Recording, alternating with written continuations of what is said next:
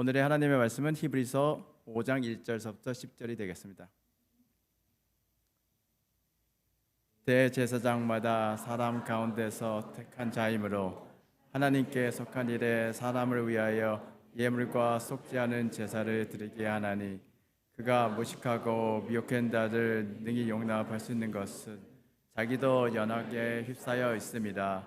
그러므로 백성을 위하여 속죄제를 드린과 같이 또한 자신을 위하여도 드리는 것이 마땅하니라.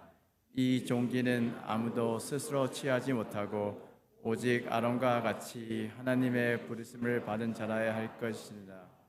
또한 이와 같이 그리스도께서 대제사장 되심도 스스로 영광을 취하심이 아니요 오직 말씀하신 이가 그에게 이르시되 너는 내 아들이니 내가 오늘 너를 낳았다 하셨고 또한 이와 같이 다른 데서 말씀하시되 내가 영원히 멜기세덱의 반차를 따르는 제사장이라 하셨으니 그는 육체에 계실 때에 자기를 죽음에서 능히 구원하실 이에게 심한 통곡과 눈물로 간구와 소원을 올렸고 그의 경건하심으로 말미암아 들으심을 얻었느니라. 받으리면서 받으신 고난으로 순정함을 배워서 온전하게 되셨은즉 자기에게 순종하는 모든 자에게 영원한 구원의 근원이 되시고 하나님께 멜기세덱의 반차를 따른 대제사장이라 칭하심을 받으셨느니라. 아멘.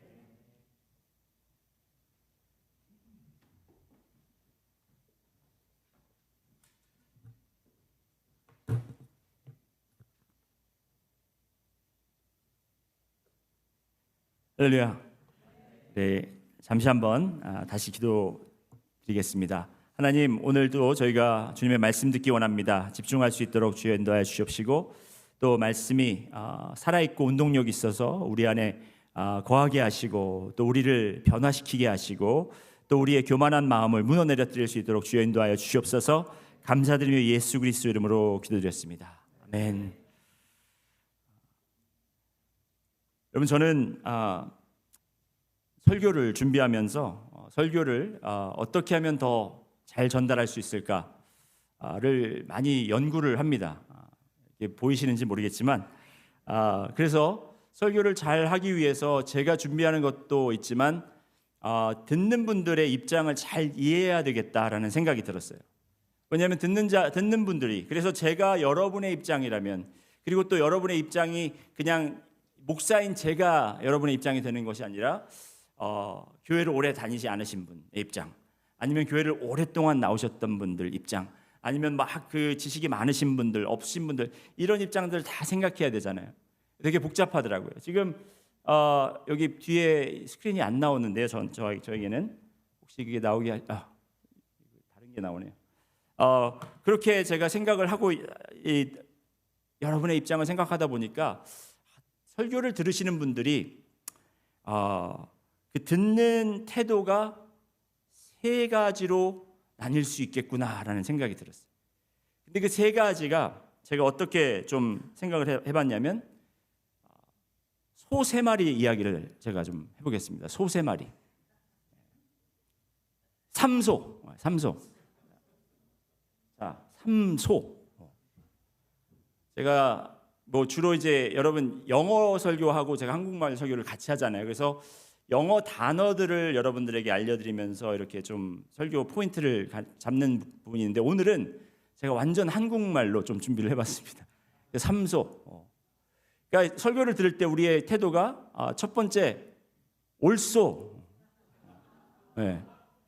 옳소. 그죠? 이렇게 말 듣다가 막 감동이 오고 이 아멘이 나오고 그 말은 진짜 내가 듣고 싶었던 말. 그리고 또 이해가 쏙쏙 되면 옳소 하고 이야기하는 옳소가 있습니다. 두 번째 소는 뭘까요? 실소. 그럼 너무 당연하죠, 그거는. 네.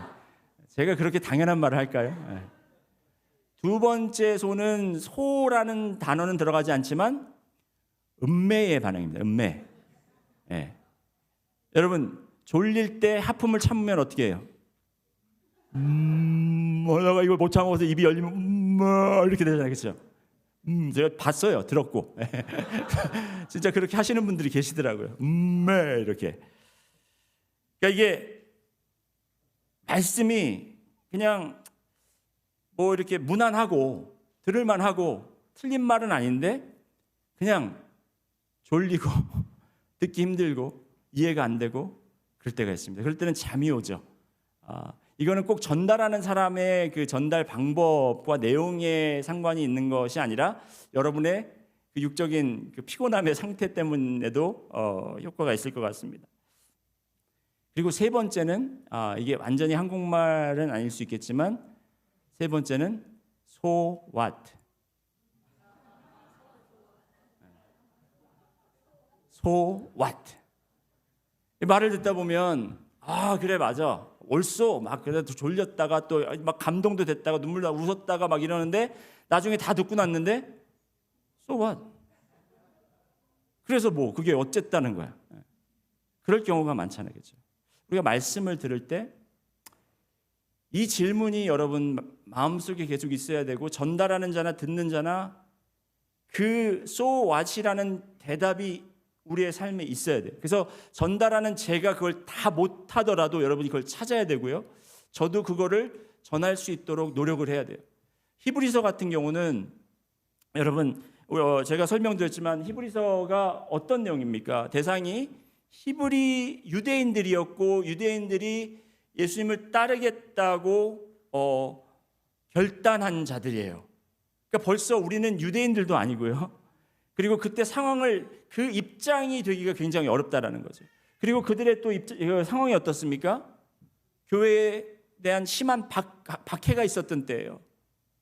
예수님을 믿음으로 말미암아 그들이 죽게 생겼고 그들이 직장에서 쫓겨나게 생겼고 생계가 이루어지지 않을 정도로 그렇게 어려운 상황, 그것보다 사랑하는 자들도 잃어버릴 수 있는 죽음으로 빼앗길 수 있는 그러한 정말 긴박한 상황이었고 굉장히 힘든 상황이었는데 벌써 우리가 이게 공감대가 안 생기잖아요.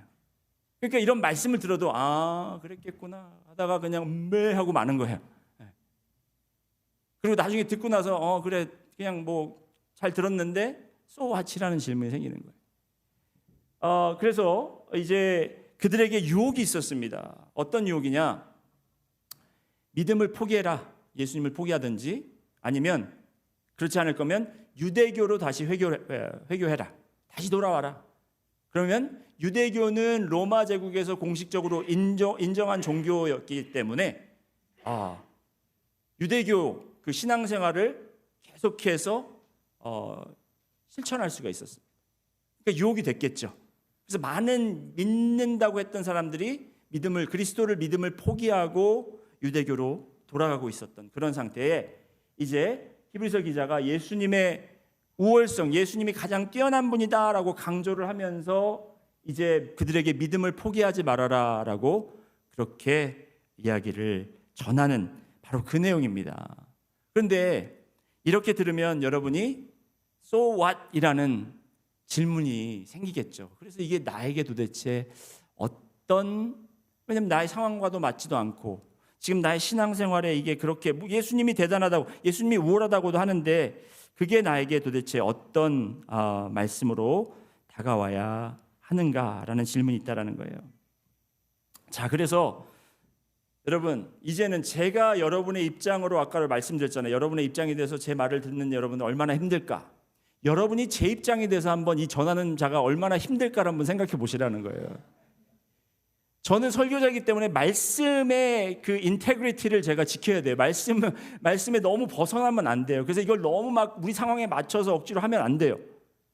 여러분이 좀 어떤 이 상황 속에 들어갈 수 있도록 제가 그렇게 너무 그쪽에만 치우치게 되면 말씀에서 벗어날 수가 있어요. 그래서 말씀도 그대로 설명을 하면서 또 여러분의 상황도 이해하면서 그거를 지금 현대화 시켜가지고 여러분의 상황에 맞게끔 이렇게 전달해야 되니까 얼마나 제 직업이 힘들겠습니까?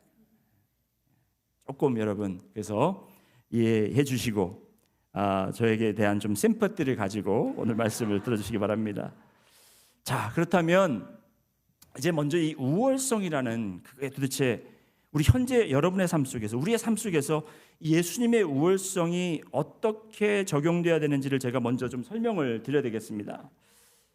이 그림은 제가 요즘에 유행하는 AI를 통해서 한번 만들어 봤습니다.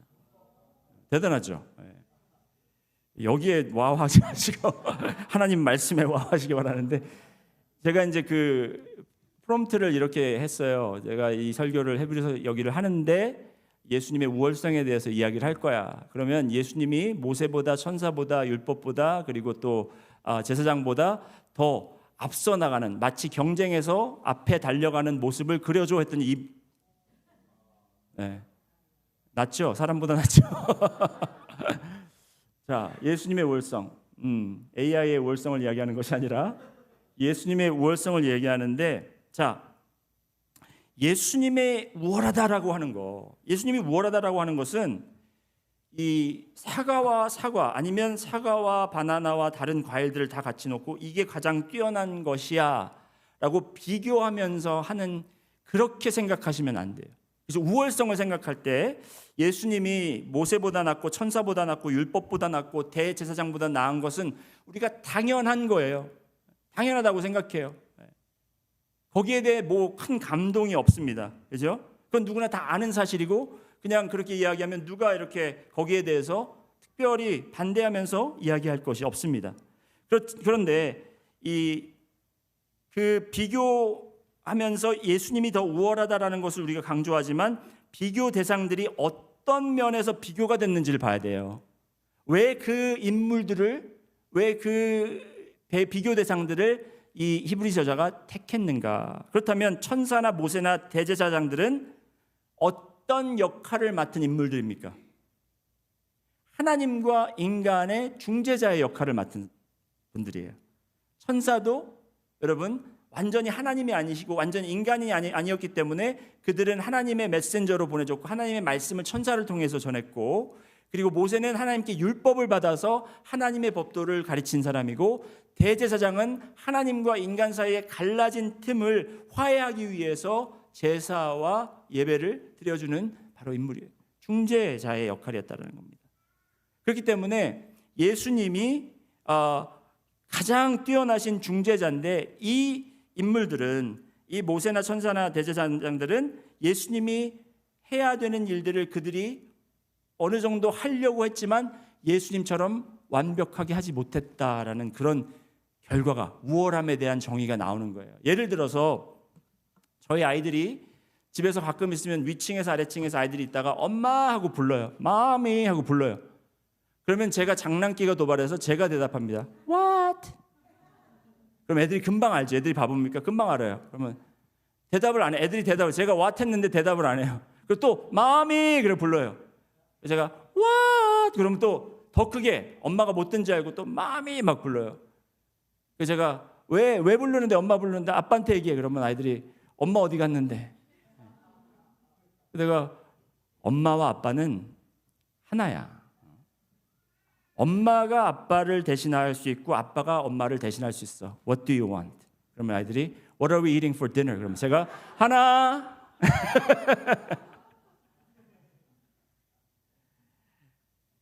제 아내가 집을 잠시 비우고 이제 뭐 자주 그러진 않지만 오랜 시간 동안 어딜 다녀오면 제가 아이들하고 있으면서 엄마의 역할을 합니다. 그런데 잠시 동안 제가 그렇게 하는 흉내는 낼 수 있지만 제가 완전히 엄마가 될 수는 없어요. 그들에게 필요한 것은 엄마하고 엄마가 해줄 수 있는 것들을 그들이 필요로 하고 있다는 거예요. 저는 흉내만 낼 수 있지 엄마가 완전히 될 수 없다는 것입니다. 마찬가지로 천사와 대제사장과 모세와 대제사장들은 예수님이 하셔야 할 것을, 완전한 완벽한 중재자가 해야 될 것을 흉내만 낼 수 있을 뿐이지 완벽한 중재자가 될 수 없다라는 거예요. 그러니까 조금 더 나은 중재자 이 정도가 아니라 그들은 완벽한 중재자가 되도록 흉내를 냈지만 그렇게 못했다라는 겁니다. 자, 여러분, 그렇다면 이제 히브리서 저자가 대제사장과 비유한, 예수님을 비유한 이유에 대해 이렇게 제가 말씀을 드렸죠. 그러면 히브리인의 관점으로 우리가 또 볼 수 있어야 돼요. 유대인들은 이거를 우리는 여러분 지금 다 성경 말씀을 우리가 알고 있고 이미 예수님이 누구이신지 알고 있고 그리고 율법이 우리와 상관이 없는 사람들이니까 이 말씀에 대한 감동도 없고 이 말씀에 대한 도전도 없단 말입니다. 그렇기 때문에 우리가 이 유대인들이 이 말씀을 왜 어떻게 받아들였는지에 대한 관점을 한번 봐야 되는데요. 자, 왜 그러면 이 유대인들은 예수님 말고 대제사장을, 인간인 대제사장, 완벽하지 않은 이 대제사장을 선호했는가라는 질문을 던져야 돼요. 그들이 무식해서 아니면 그들이 믿음이 약해서 물론 맞습니다. 하지만 그들의 입장에서 우리가 생각해 봐야 될 필요가 있어요. 왜냐하면 그렇게 해야만 우리도 우리의 입장에서 이 말씀을 적용하기가 쉬워집니다. 자, 보시면 5장 1절 말씀을 한번 보시면요. 여러분 오늘 제가 성경 구절을 여기다 넣지는 못했는데 5장 1절 보시면 대제사장마다 사람 가운데서 택한 자이므로라는 말씀이 나옵니다. 사람 가운데서 택한, 이게 무슨 말이에요? 대제사장은 사람이다라는 거예요. 같은 인간이다라는 거예요. 같은 입장에 있는 사람이라는 거예요. 물론 그들의 그 직책이나 그들의 임무는 다르지만 같은 사람 중에 택했던 자라는 거예요. 다시 한번 슬라이드로 돌아가 보면 대제사장을 선호한 이유는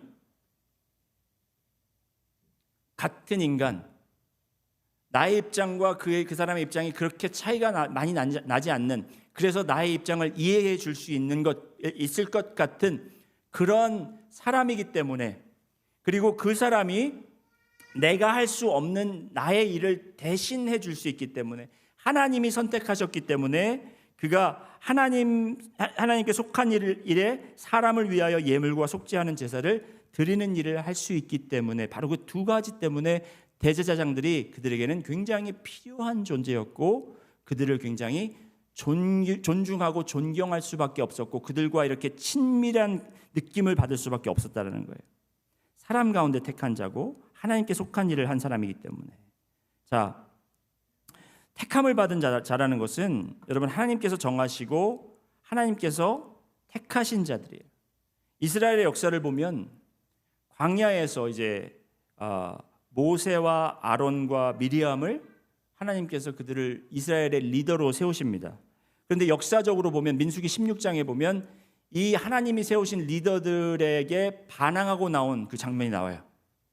그 민수기 16장에 고핫의 손자 이스라엘의 아들 고라와 루벤 자손 엘리압의 아들 다단과 아비람과 벨렛의 아들 온이 당을 지었다 그랬어요. 당을 짓고, 그러니까 그랬겠죠. 그 전에 지들만 뭐 특별해? 우리도 할 수 있잖아. 그러면서 서로 당을 짓고 이스라엘 자손 총회에서 택함을 받고 이름이 알려진, 그러니까 영향력이 있는 250명을 이렇게 동원해서 함께 일어나서 모세의 리더십에 항의하는 사건이 기록됩니다. 끝은 좋지 않았죠. 엄청난 하나님의 진노와 심판이 임했습니다. 땅이 갈라지고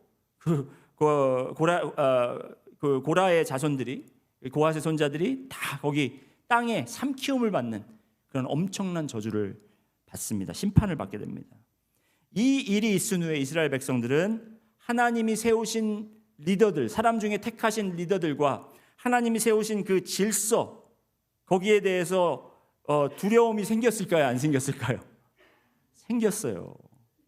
벌벌 떨었습니다. 하나님이 세운 사람, 지금 그걸 우리가 뭐 현대판에서 목사에게 이렇게 적용하고 그러죠. 그건 아니고요. 그건 아닙니다. 우리와 똑같은 사람이지만 특별한 사람, 이렇게 생각을 한 거예요.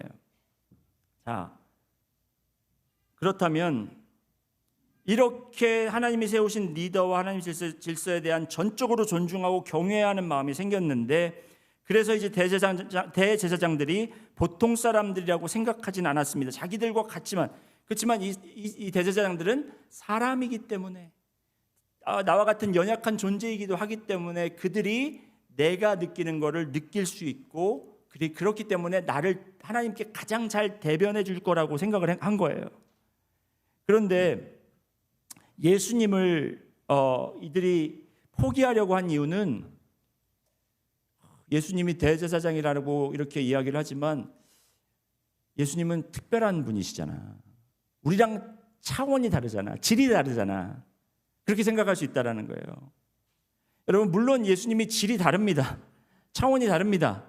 그런데 히브리서 기자가 강조하는 것은 그의 신성도 중요하지만 그의 완벽한 인성을 강조하고 있다는 거예요.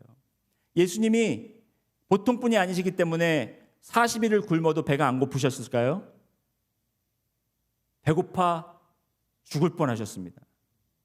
십자가에 못 박혀 죽으셨을 때 고통을 안 느끼시고 아니면 그 고통을 견딜 만한 그런 정말 능력이 있으셨던 분인가요? 아니에요. 똑같이 느끼셨습니다. 배고플 때, 졸릴 때, 여러분, 예수님이 그 풍랑 속에서 그 배를 타고 있는데 주무신 거 기억하시잖아요. 일부러 자는 척한 게 아니에요. 심히 고단하여 골아 떨어지신 거예요.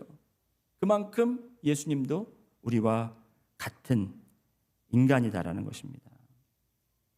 그래서 이게 배터리가 빠집니다. 예수님은 우리와 똑같은 인간이셨기 때문에 여러분의 아픔과 여러분의 슬픔과 그리고 여러분이 느끼는 것을 똑같이 느끼시고 여러분들을 인정해주고 여러분들을 이해할 수 있다라는 것입니다. 이 말씀이 히브리서 4장 15절에 기록되어 있는데 우리 한번 같이 읽어보실까요? 시작. 우리에게 있는 대제사장은 우리의 연약함을 동정하지 못하실 리가 아니요 모든 일에 우리와 똑같이 시험을 받으시니로되 죄는 없으시도다. 아멘. 우리와 똑같으신 분이었어요. 예수님은 우리와 다른 차원의 분이십니다. 그러니까 우리는 그냥 우리와 조금 더 가까운 사람들을 원할 수 있는 거예요. 그래서 여러분 사실 목사가 어렵잖아요. 우리 항상 테이블 앉으면 저 혼자 앉아 있습니다. 왜 저를 그렇게 어려워하세요? 저도 사람이에요. 여러분보다 더 마음이 여리고 상처받는 사람이에요. 내 옆에 아무도 안 앉으면 제가 좋을까요? 싫을까요? 이 목사를 때려치든지 내가 그래야지. 목사 아니었을 때는 인기 많았거든요. 서로 제 옆에 못 앉아서 난리였거든요.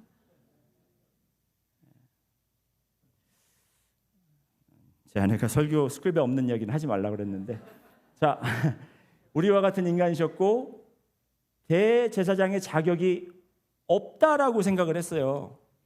왜 그랬을까요? 예수님은 어느 지파 사람이에요? 유다 지파 사람입니다. 대제사장은 어느 지파 사람이어야 됩니까? 레위 지파 사람이에요.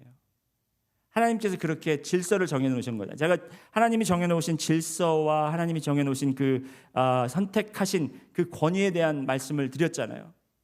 그렇게 했는데 예수님이 그래도 예수님 대제사장 자격은 없잖아요. 우리 인간이라고 칩시다. 예수님이 다 느꼈다고 칩시다. 그래도 예수님이 우리를 중보할 수 없잖아요. 우리의 그 중재자가 될 수가 없잖아요. 왜? 대제사장이 아니기 때문에. 우리를 대신해서 그 속죄물을 드릴 수도 없고 우리를 대신해서 기도할 수도 없는 분이잖아요. 그런데 여러분, 예수님은 대제사장의 자격이 있습니다. 그걸 오늘 히브리서 기자가 말씀하고 있는 거예요. 자, 히브리서 5장 5절 말씀 함께 읽습니다. 시작. 또한 이와 같이 그리스도께서 대제사장 되심으로 스스로 영광을 취하심이 아니요 오직 말씀하신 이가 그에게 이르시되 너는 내 아들이니 내가 너를 오늘 낳았다 하셨고, 내가 오늘 너를 낳았다.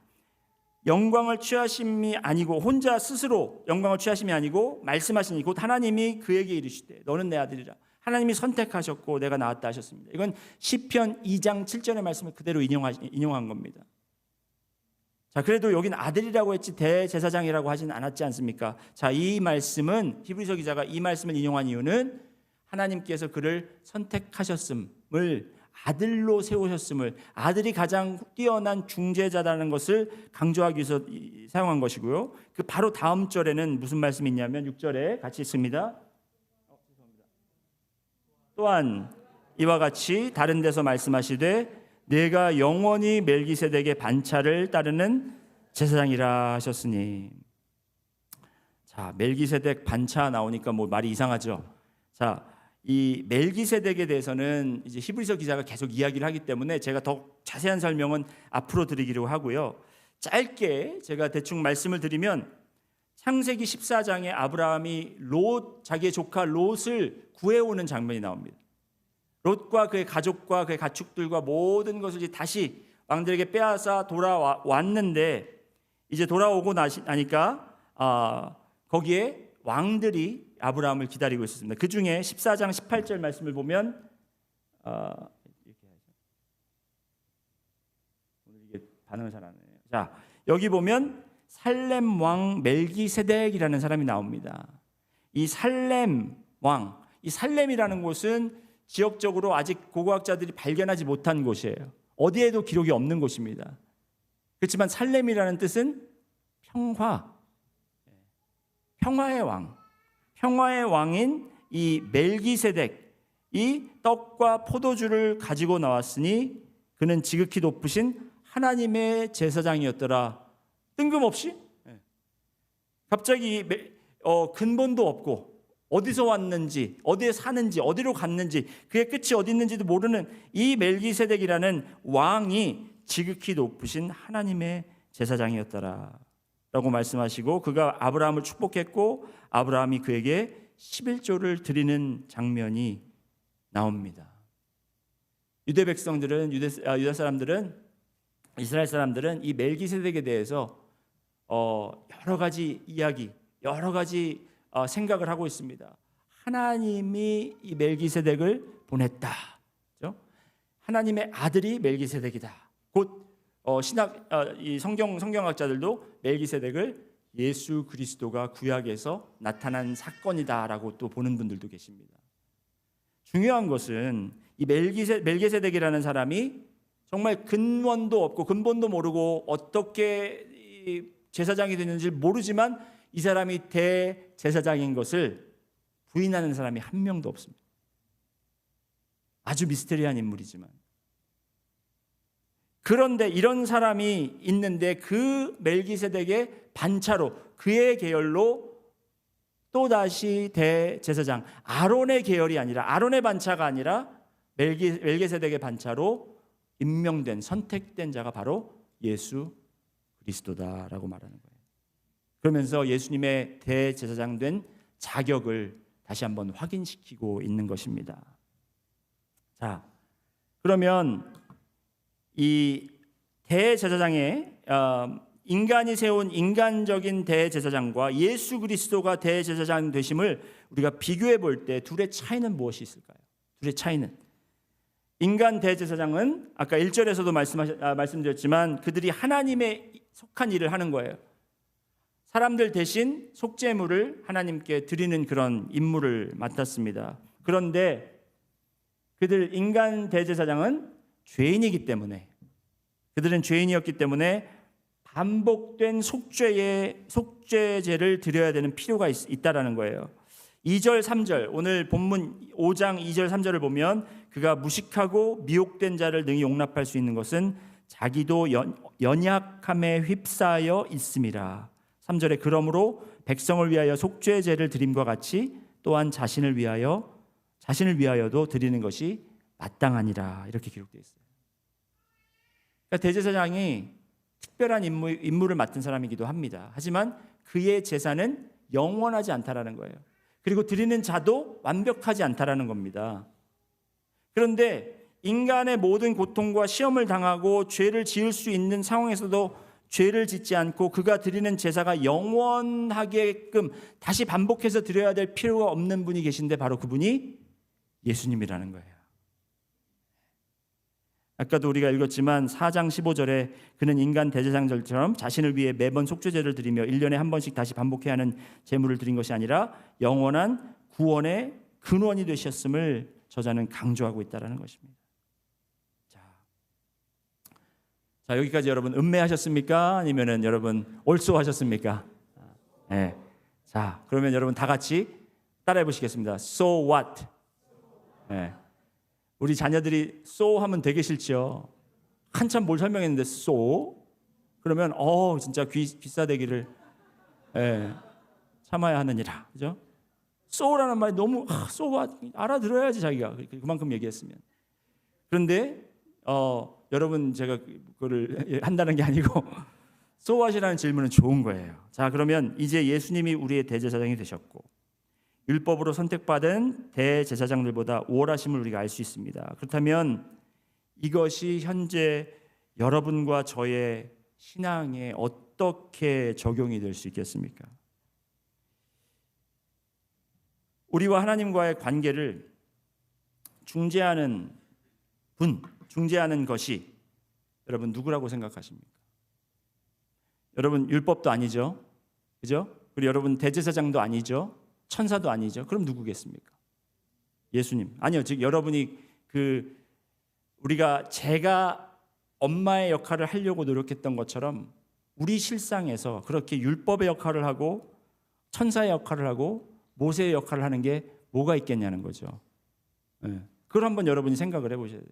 나는 율법에 속한 자도 아니고 그 모세와 천사랑도 관계가 없지만 나에게 그런 존재가 있다면, 내가 하나님과의 관계를 맺을 때 예수님을 서브스티튜트 해가지고 내가 예수님 대신 이 정도면 내가 신앙이 괜찮구나, 내가 이 정도면 하나님이 나를 기뻐하시겠구나라고 생각하게끔 하는 그 율법 같은 존재, 모세 같은 존재, 천사 같은 존재, 대제사장 같은 존재가 무엇이겠냐고 질문을 드리는 것입니다.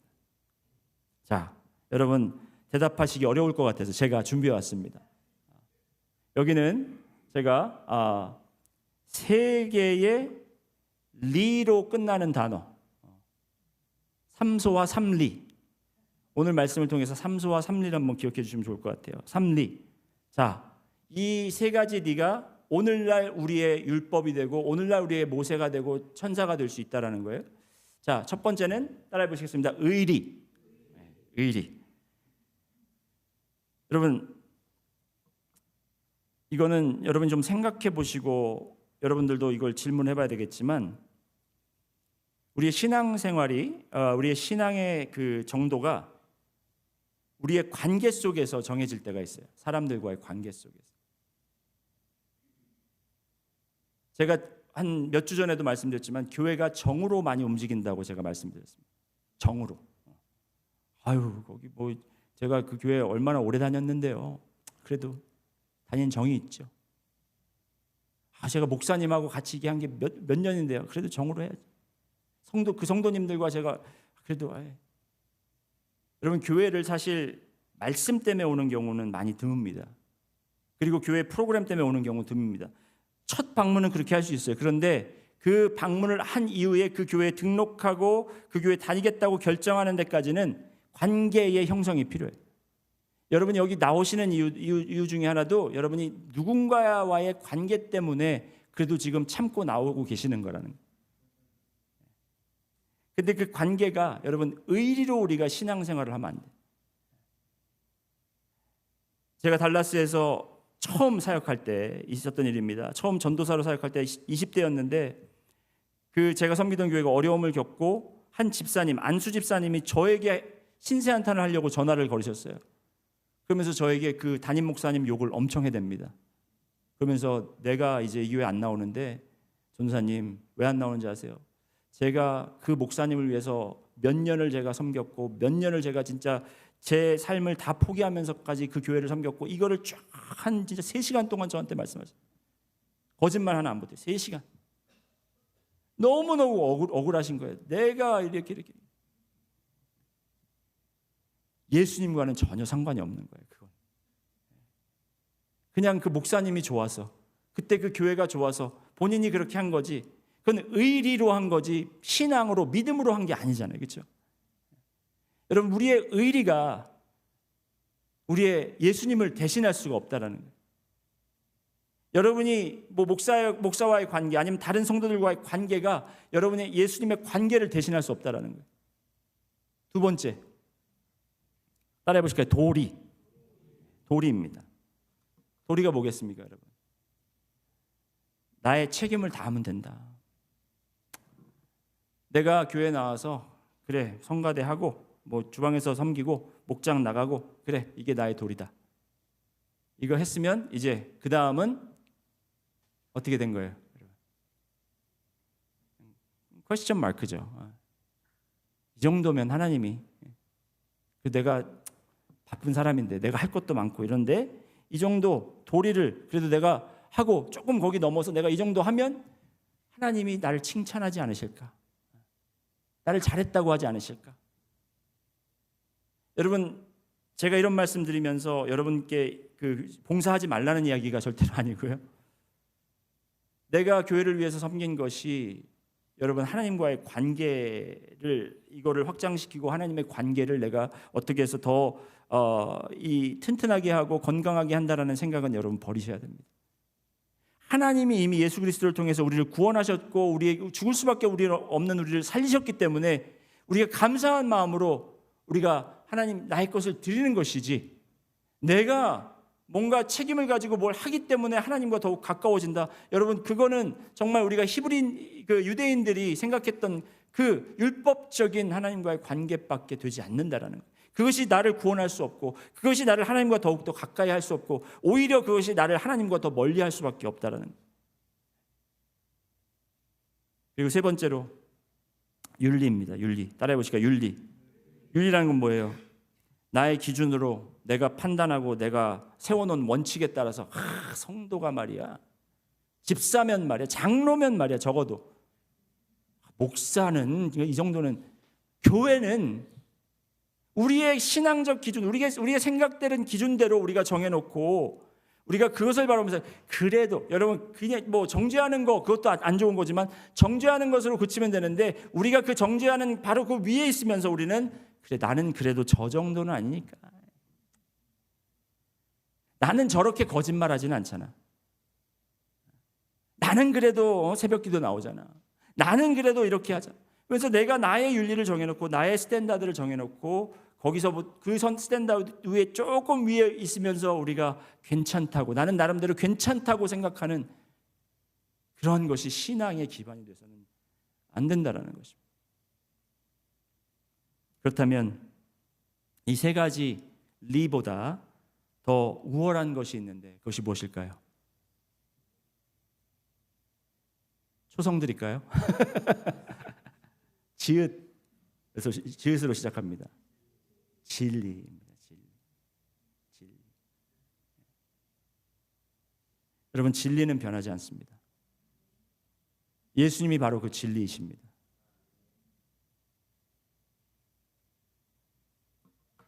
오늘 우리가 히브리인들, 유대인들, 그리스도인들의 입장으로 우리를 살펴볼 때 여러분 우리에게는 그런 신앙적인 박해가 없습니다. 우리가 믿기 때문에 막 이런 거 없습니다. 하지만 지금도 우리의 신앙을, 우리의 믿음을 잡아 끌어내리려고 하는 사탄의 공격은 끊임없이 지금 존재하고 있습니다. 그런데 그런 상황 속에서 우리는 이 세 가지 리를 가지고 우리는 괜찮다고, 나름 괜찮다고, 나는 의리가 있는 사람이잖아. 나는 도리를 지키는 사람이잖아. 나는 윤리적으로 사는 사람이잖아. 하면서 나는 나름대로 괜찮은 신앙인이라고 착각하고 아무런 정말 그런 위험성을 못 느끼고 우리가 그렇게 죽어가고 있는 신앙인들이 아직도 많다는 것입니다. 진리인 하나님을 우리가 온전히 붙잡고 그를 날마다 놓지 않으며 여러분 지금 우리 신앙인들은요 옆에서 공격하고 어렵게 하고 죽이려고 해서 우리를 떨어뜨리는 게 아니에요. 편하게 내버려두고 그죠? 세상적인 것으로 참 마음속으로 채우면서 우리가 자연스럽게 아주 그냥 편하게 놓으면서 우리가 정당화시키고 있는 겁니다. 이 정도면 됐잖아요. 말씀을 붙잡아야 합니다. 진리를 붙잡아야 합니다. 진리를 놓지 말아야 합니다. 여러분 우리가 다시 유대교로 돌아가겠습니까? 아니에요. 여러분 유대교인도 아니었잖아요. 그걸 걱정하는 것이 아니라 여러분 그런 율법적인 행위적인 믿음의 모습으로 다시 돌아가지 말자라는 거죠. 우리는 복음으로 구원을 얻은 자들입니다. 바로 그 구원에 우리가 이르기 위해서 여러분 오늘 말씀에 여러분 아주 중요한 말씀이기 때문에 우리가 한번 보실 텐데 4장 히브리서 4장 16절 17절 오늘 본문 말씀 아니지만 히브리서 4장 16절 17절 혹시 그 가능하시면은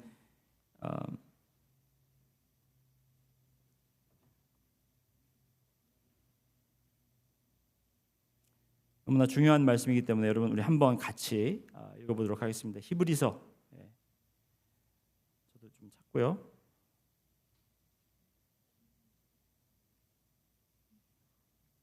히브리서 4장 15절 16절입니다. 15절 16절 같이 읽습니다. 시작. 우리에게 있는 대제사장은 우리의 연약함을 동정하지 못하실 이가 아니요 모든 일에 우리와 똑같이 시험을 받으신 이로되 죄는 없으시니라. 그러므로 우리는 긍휼하심을 받고 때를 따라 돕는 은혜를 얻기 위하여 은혜의 보좌 앞에 담대히 나아갈 것이니라. 아멘.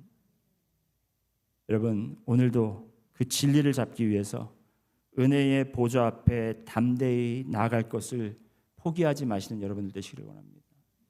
여러분 제가 여러분을 판단하지 않습니다. 제가 주일날마다 한 몇 주 동안 새벽기도 나오세요 했는데 여러분 새로 그거 듣고 새로 나오시는 분들 없어요. 새벽기도 안 나온다고 여러분 제가 여러분을 정죄하면 저는 똑같이 다시 그 세 가지 리로 돌아가는 사람입니다. 그런데 제가 여러분께 부탁드리고 싶은 것은 여러분이 새벽기도를 안 나오시더라도 정말 그 진리의 말씀을 진리의 예수님을 붙잡기 위해서 여러분이 발버둥 치고 있느냐라는 질문을 드리고 싶다라는 겁니다.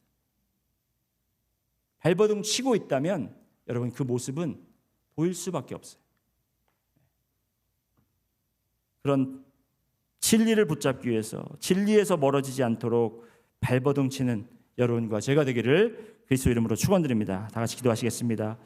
주님 감사합니다. 오늘 저희가 또 이 말씀 붙잡고 우리의 마음에 새기고 저희가 또 아멘하며 나아가기 원합니다. 주님 어느 정도 이 말씀을 통해 So what이라는 질문에 저희가 해답을 얻었을 줄 믿습니다. 주님 저희가 이 말씀을 붙잡고 오늘도 그리고 또 이번 한 주도 살아가게 하시고 저희가 세상의 그러한 이치들과 세상의 유혹들에 빠져서 사는 것이 아니라 오직 진리를 붙잡고 사는 저희들 될 수 있도록 인도하여 주시옵소서. 감사드리며 예수 그리스도 이름으로 기도드렸습니다. 아멘.